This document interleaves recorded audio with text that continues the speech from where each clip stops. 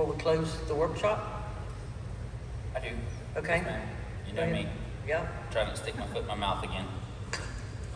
Just don't get it up to the hip this time. Yes, ma'am.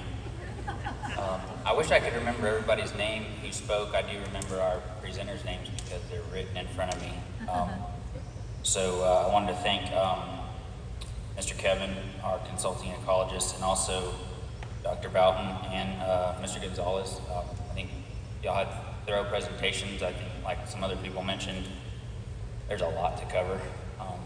But the information that y'all both brought us, I appreciate. And I'm impressed, frankly, with what I saw on that front. But there's quite a number of you folks from the public that have come and taken your time either away from retirement or away from your job. Something that's more fun than workshops either way. And I appreciate y'all coming, and I've taken a lot of notes, and I'm gonna have to listen to this one again as well, because there's a lot of really highly intelligent, qualified people in different areas that have really put their thought and time into some of the things that they brought to say, and I appreciate that. Like was mentioned earlier, we've been going through these series of workshops, and we've learned a lot. I've learned a whole lot. I was totally in the dark several years ago on all of this stuff, and I just appreciate the people's time who are coming here unpaid to present what they know, and I really appreciate the people that are sticking with a lot of science and facts and not as much dramatic stuff.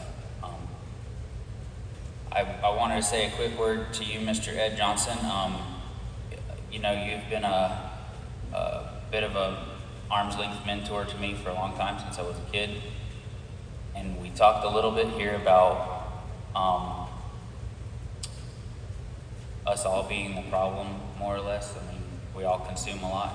We're creating a lot of issues here for our wildlife and our ecosystem in Florida, the whole country. But the solution isn't for us to disappear. We just have to, each one, try to do something to be a little more thoughtful. We waste a lot in America. I've been all over the world, and America's the most wasteful place there is. It's probably because we have so much abundance and freedom, which is a huge blessing, but we just have to manage that correctly. That's a long way to get around to saying what I was going to say to you, Mr. Ed, is there's a lot that we can learn from you, because even though